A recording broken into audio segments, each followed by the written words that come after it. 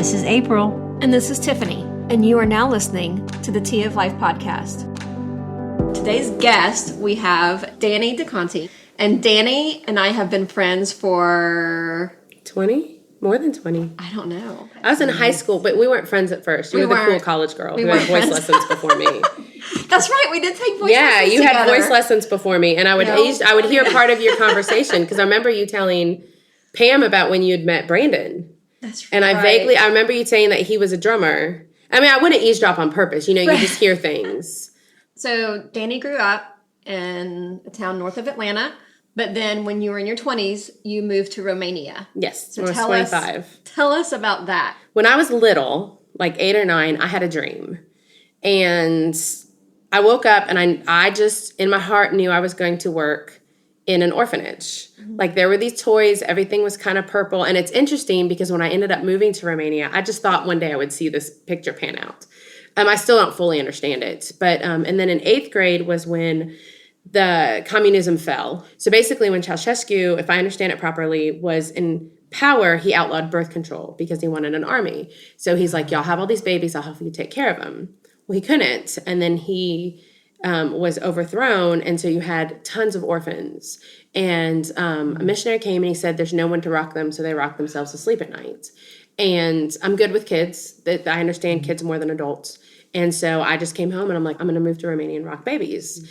And literally that's all it took. And I knew I was going to. So when I was 24, I went on a short-term mission trip to this little awesome town called Turgenev.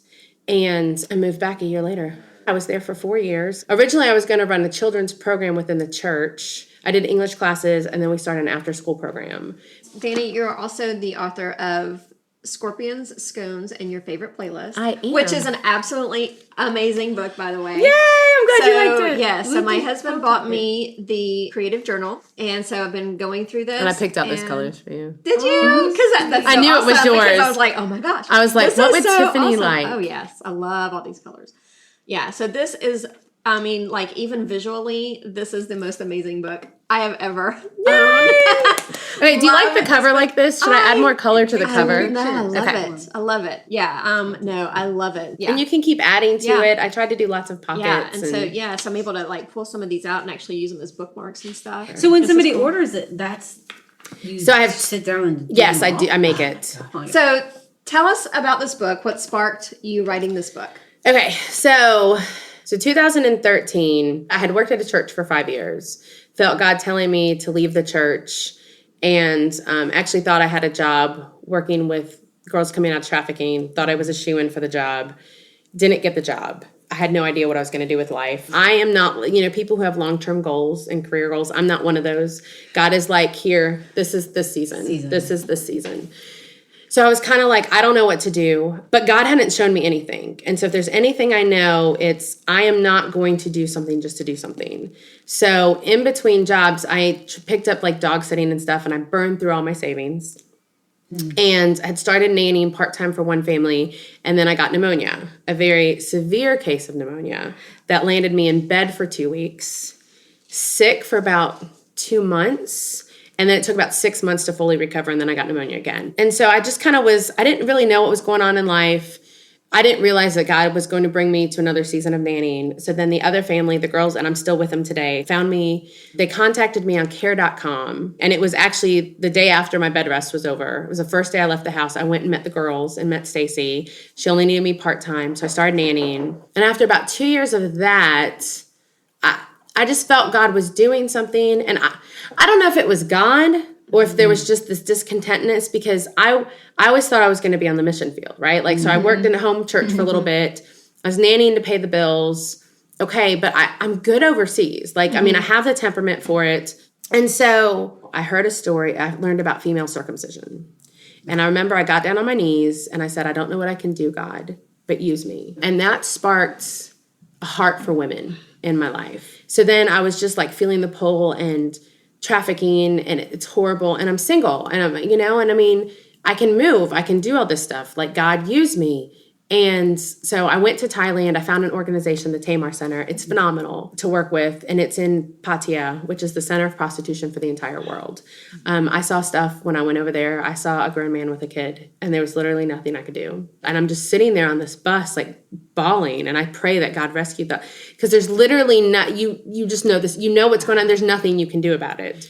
And so I came home, and for about 2 months when I got home, all I can say is there was chaos in my heart. And the way I talk about it in the book, it's like water stirring. Like there was something going on. I'm like, I don't know what's going on. And basically, I felt God say, I sent you to Thailand to say you live here. So he sent me across the ocean. Not that I didn't have impact and whatever, I got to help out and all that stuff. But I live here. And then I felt him saying, if you write down what I'm doing in your life, you can send that over there. Mm-hmm. So it started the process. So it was 4 years from when I started to when I completed. It was like July to July. So the way that you wrote this book is by soundtracks. Yes. And so the idea that this is the soundtrack for your conversation with God, that yes, you may be able to do it in 21 days. You may need to take a year. And it's just it's some heavy stuff. And so if you sit with the questions, let it guide your conversation or be a part of your conversation with God. I like that because that's how I roll. That's how I literally, there's a song in my head and that drives me to my journal and I'm writing with Jesus. So I connect with this. I'm definitely going to get this book and I'm excited. Yay! And this isn't a Bible study at all. But So this is basically what I have gotten out of this is just like personal healing. Yeah. Like you look through this and it allows you to be able to kind of search your heart, search your past, and be able to kind of bring it here and bring it to God. And just basically write down the things, you talk about some things and then write down what thoughts and feelings that may trigger in order to bring it to him in prayer. Yeah. So there's as you can see, like I have yeah. And then, in the beginning where you talk about track 1, but then you ask if your life had a soundtrack, what songs would be on it? And I sat there and some of the things that came to my mind and my heart at that time were songs I would have never, ever, ever thought. A lot of them I didn't even know what they were, but it was all of a sudden like lyrics or a tune would pop in my head. And I'm like, what is that song? And I would go and I'd search it and I'm going, oh my gosh. And I'm looking at the lyrics and I'm going, oh my gosh, like all these songs that God just like totally brought to my heart. And I'm look back at them and I'm thinking, this isn't pretty. Like my playlist isn't pretty. Yeah. My playlist is but it was just really cool because it brought to the surface some of the things that I was really struggling with and didn't really know. Or maybe I kind of knew, but it just made it even more and put your finger on it or shed light on it. Yeah. Give it a name. And then the next question, actually, if your relationship with God had a soundtrack from its beginning until now, what songs would it include? And so you're basically talking about the soundtrack of your heart and then your soundtrack with God. I would like to say that was a lot better. Well, and that's it. You got to face the dark. Like for me, I love, because God speaks to me through songs. And the first time it happened was my freshman year in college.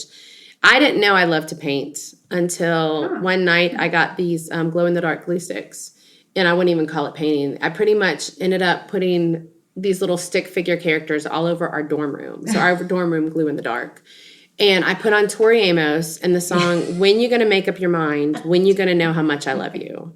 And that song was on repeat. I had the CD on repeat. Mm-hmm. And then like halfway or towards the end of I just realized like God is like, because that song was in my heart. I couldn't shake it. And God is like, when are you going to make up your mind? Mm-hmm. When are you going to realize how much I love you?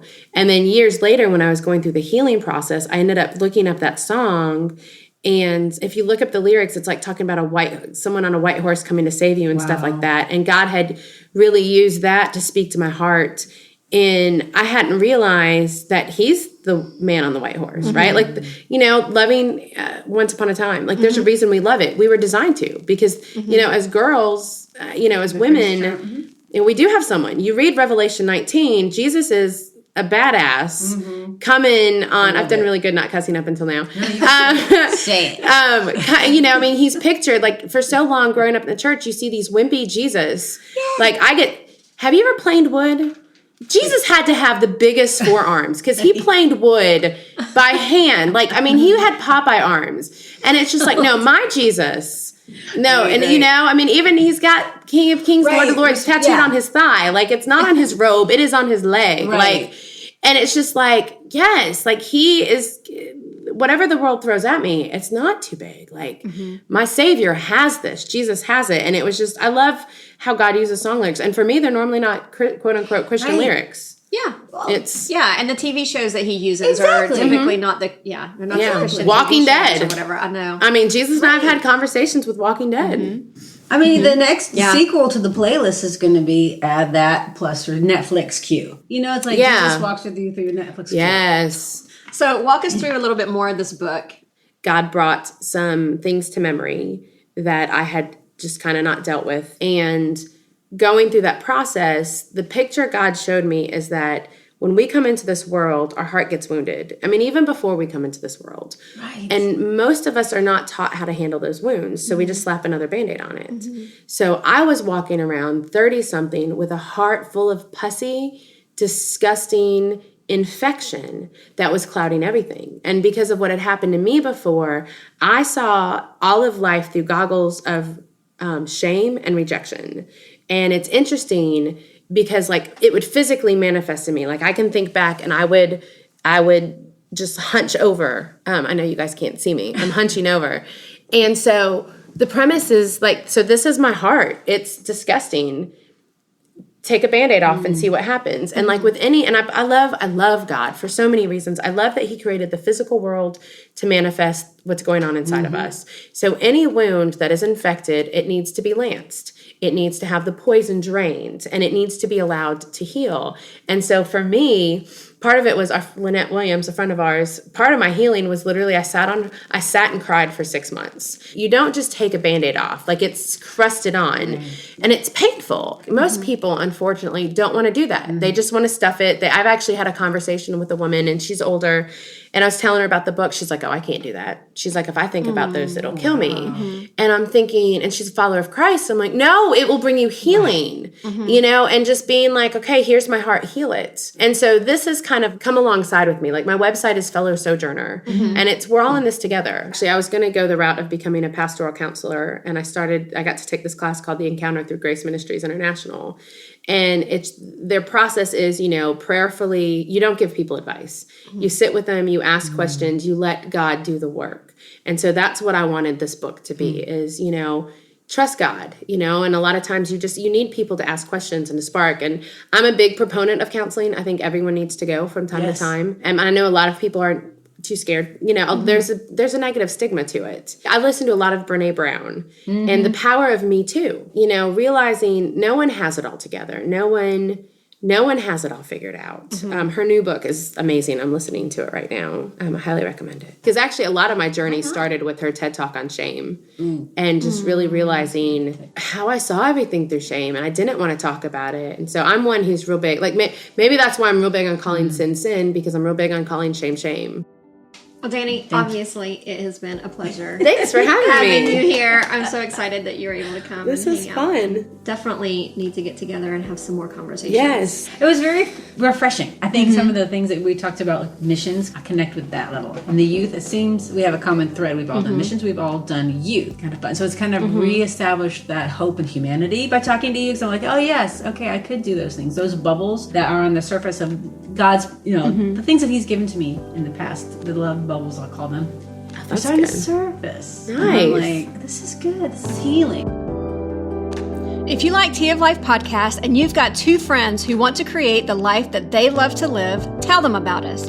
Find us on your favorite social media platform like Facebook or Instagram. Also, right now before you forget, go to Apple Podcasts or Google Podcasts and search for Tea of Life podcast. Hit the subscribe button and never miss an episode. Thank you for listening to Tea of Life podcast. We'll see you next Monday.